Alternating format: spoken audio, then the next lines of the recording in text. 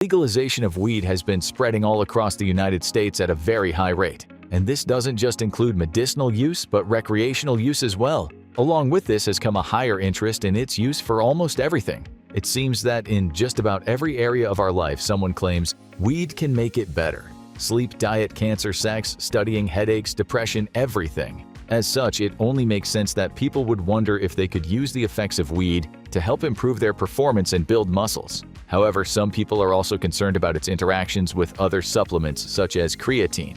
Creatine is the most widely used supplement on the market, meaning a lot of people are using it. It's known for its proven ability to increase size, strength, and overall performance with its use. However, in order for creatine to work, you need to be able to absorb it. Will the effects of smoking weed affect your body's ability to absorb creatine? You may be surprised about the truth of weed and creatine. What do you get when you mix the most popular drug on the planet with the most popular supplement? Watch to find out. And more importantly, have you been killing your creatine gains? Before we can get into the more specifics of how or if smoking weed affects the absorption of creatine, we should step back for a minute or two. We first need to find out how they interact with the body independent of one another first before we can fully understand if they interact with one another. Let's start with creatine.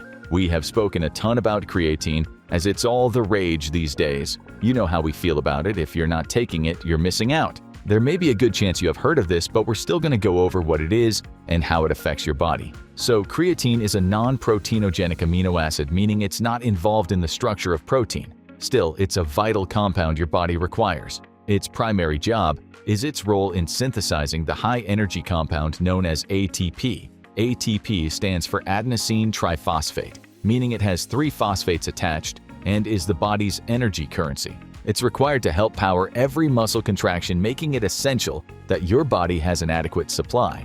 In order for your body to sustain its supply of creatine, your body can either synthesize it internally or you consume it through your diet. And no, it's not found in weed. In fact, it's only found in animal products, especially red meat and fish. When consumed, it goes through a process where a phosphate compound is attached to it, and then the vast majority, 95%, is stored in the muscles, while the other 5% is stored in the brain or testes. When your muscle requires energy to power a contraction, one of the 3 phosphates attached to ATP breaks off, releasing energy. This also results in another compound known as ADP, adenosine diphosphate, which now only has 2 phosphates. Now the problem is that ADP is low energy and isn't able to supply any more energy. Therefore, when needed, creatine phosphate is released and goes through a reaction to release the phosphate compound so that it can attach to the ADP to become another molecule of ATP. Another part of this reaction is a byproduct known as creatinine. Creatinine is a commonly measured compound in the blood to test the health and function of the kidneys. You might not think it, but this is actually going to be important. You'll want to hear this. Yet another compound you'll need to be familiar with is an enzyme known as creatine kinase. Creatine kinase is an enzyme that's involved in transfer of a phosphate compound to creatine to become the stored version creatine phosphate. Generally, muscles that are more active will have higher levels of creatine kinase. Remember this as well. With that said, under normal conditions, most people walk around with their creatine stores at about 60% to 80% full. Therefore, they will supplement with creatine to fill their stores up to 100%. As a result, when these people go to the gym, they have more creatine, which allows for more production of ATP, which means more work can be performed, which equals greater muscle and strength gains over time. Now let's look at weed. At its core, weed is the slang term for the cannabis plant. It's a psychoactive compound that acts on the central nervous system upon use, usually through inhalation, by way of one of its many psychoactive compounds, including a group known as cannabinoids. Of the dozens of the cannabinoids that exist within cannabis, the primary one, which is responsible for most of its psychoactive effects, is known as tetrahydrocannabinol, better known as THC. Within your central nervous system are numerous cannabinoid receptors. The main receptors are CB1 receptors, which are primarily found in the brain but also in the lungs, liver, and kidneys, and CB2 receptors, which are primarily found in the immune system. Upon smoking, the cannabinoids in marijuana will interact with these receptors, resulting in the high. What's interesting about marijuana is that depending on the strain used, an individual can experience a completely different high. With that said, a typical high is a mixture of pain relief, relaxation, feeling goofy, sedated, and even euphoria. Cool, but what does this have to do with creatine? Let's first take a look at the 2 compounds we spoke about before, creatinine and creatine kinase. There have been some claims before that heavy marijuana use can cause an increase in these compounds, which could be problematic with creatine use. Allegedly. As mentioned, creatinine is found as a byproduct of the creatine phosphate, providing the phosphate compound for ATP. It also acts as a common biomarker to measure the function of the kidneys. In the past, creatine use has been reported to be damaging to the kidneys, resulting in higher creatinine levels. First off, these claims are not true, at least to the extent made in these reports. There have been case studies where people who have already damaged kidneys had higher levels of creatinine after creatine use. But this would make sense. Creatine use does work the kidneys a bit more, so if they're already damaged, it would result in higher levels. However, to date, there have been numerous long-term and short-term studies that have shown no side effects in healthy individuals when taking creatine. But with this in mind, there have also been some concerns that using marijuana can cause an increase in creatinine levels. However, most studies have shown this to be a non-issue. For example, in 2018, there was a large cross-sectional study released that used almost 14,000 adults from age 18 to 59 years of age throughout the years of 2007 and 2014. The goal of the study was to establish any relation between marijuana use, creatinine levels, and odds of having chronic kidney disease. But they found none. Following the study, they reported, "We did not observe any clinically significant association between current or past self-reported marijuana use and measures of kidney function." So in reality, it doesn't seem as though either of these two substances has a negative effect on your creatinine levels or your kidney function. Now, if both of these did cause a rise in your creatinine levels, then you may have a problem. Using two compounds that increase your creatinine levels would signal you are overworking your kidneys and could result in developing renal failure. In a similar claim, it's been suggested that marijuana use can cause an increase in creatine kinase levels. Unfortunately, there's not a whole lot of information on this relationship either. However, there is one study which has shown a relationship: high marijuana use has been found to increase the amount of creatine kinase levels. Now, it should be noted that this study specifically studies marijuana users who actually smoke so much they experience psychosis. If you're smoking that much, we think you're probably dealing with another set of issues bigger than any possible interactions with creatine. However, this still doesn't necessarily relate to the absorption of creatine. One area which marijuana may help with the absorption of creatine is with the munchies. One of the most well-known side effects of marijuana is the very unscientific term, the munchies. This refers to the common urge to eat food, usually heavy carbs and fat. Scientists aren't exactly sure why this takes place, but they believe it to have something to do with THC's interaction with the olfactory systems. When these systems are activated, the individual will have stronger reactions to the smell of food, which can trigger an insatiable appetite. But as mentioned, this is likely just part of the equation. But what does this have to do with creatine? Well, when we consume creatine, it must be absorbed into our muscles. Studies have shown that the increased consumption of food will result in a greater amount of creatine being absorbed. If you have issues with eating food, smoking weed can give you the motivation you need to eat to help enhance the absorption of creatine.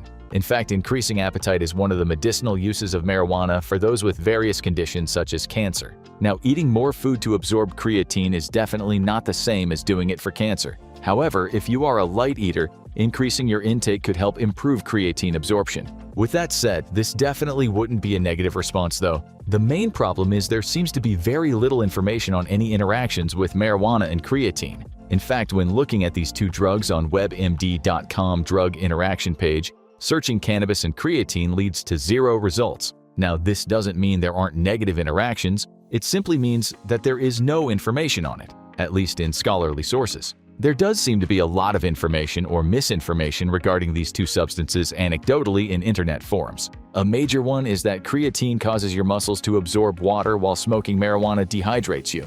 Therefore, when you take this together, you can become dangerously dehydrated. Let's break this up and look at them separately. Does creatine dehydrate you? It's true that when you consume creatine, it will draw water into your muscles. However, this does not lead to what we call dehydration. In fact, having muscles full of water is a good thing. In fact, numerous studies have examined this claim. They found that not only does creatine not result in dehydration or cramping, athletes who take creatine have less dehydration-related conditions and even better performance. Now let's look at marijuana. People assume that marijuana dehydrates them as it can cause you to feel thirsty and dry your throat. This even has a term that smokers use, cotton mouth. While this does occur, it's not necessarily dehydration. When you smoke weed, THC interacts with the submandibular glands in the mouth. These glands are responsible for producing saliva, and THC turns them off. This means your mouth can't produce saliva, thus drying out your mouth and causing the sensation of being dehydrated. But you're not dehydrated, therefore, as neither of these compounds cause you to become dehydrated, using them together isn't going to make you dehydrated. With that said, it's always a good idea to be mindful of your hydration levels. Other than this, many of the claims about creatine and marijuana seem to come out of left field with zero reason to believe there's any truth. We're talking about claims that the two compounds can make you throw up, increased chances of psychosis, panic attacks, and other claims. There's no way to tell what to make of these claims or why that would even occur. Given the fact these claims are often paired with other pieces of misinformation, we wouldn't take it seriously. Now, we can also consider the fact that a surprising amount of athletes smoke weed. There is no exact number, especially regarding bodybuilders, but there's evidence that seems to suggest use of weed is more prevalent in the athletic community. Further, those who smoke more tend to train more. So what does this have to do with creatine? Well, creatine is the most widely used sports supplement worldwide. Anywhere from 9% to 46% of athletes are using creatine at any given time. This means there must be a relatively large amount of crossover. Also, let's remember that Arnold Schwarzenegger and Lou Ferrigno smoked a joint together in Pumping Iron, the classic bodybuilding documentary. Point being is if there were serious ill effects that weed hampered one's training, we would probably hear more stories about bad side effects. This is obviously speculation, but it's something to consider when trying to determine if these two drugs are bad for one another. So let's ask the theoretical question, what if? What if you smoked weed during your training program? Would it even help you apart from any effect with creatine?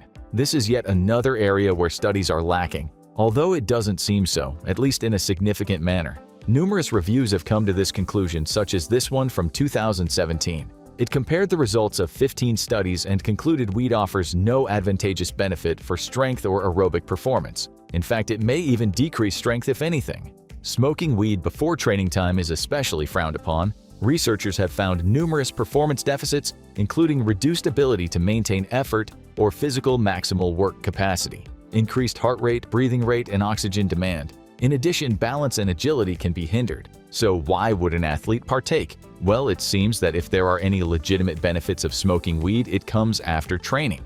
This is particularly the analgesic effects as general relation for recovery. It could also help improve sleep quality if that's an issue. Research on weed and performance is still in its infancy. This is somewhat surprising due to the prevalence of its use, but could be due to ethical concerns as its use has just recently become legalized. Therefore, we'll probably need to wait another couple years to start seeing any questions. We have got bona fide answers concerning weed and performance. With all this said, it goes back to the main point of this video. Does smoking weed affect the absorption of creatine or affect its role on muscle growth? In the beginning of the video, we said you'd be surprised. Well, we were surprised by how such little information there actually is. Unfortunately, there's not, especially in this specific context. Therefore, we are not able to say that smoking cannabis definitely doesn't affect supplementation of creatine. However, after considering all the information that we can, there's no reason to believe that smoking weed would affect your creatine supplementation.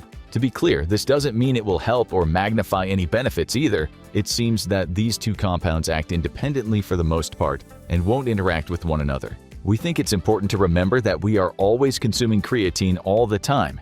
In the beginning of the video, we discussed what creatine is and why we supplement with it. Assuming you eat meat, you are consuming creatine without supplementing. Supplementing is just helping give you a little extra. Therefore, it seems that if weed did affect the absorption of creatine, it would likely have an effect wherever its source is. Regardless, let's keep in mind that a large portion of people taking creatine are probably also smoking weed. Considering that 80% of creatine users see results, it's safe to assume that this includes weed users. Considering everything, to date, we have no reason to say you should or shouldn't partake in weed with your training. The only thing we can say is that if you do smoke weed, it's probably unwise to smoke before your session. Hopefully, we will have more information in the future, but until then, be safe.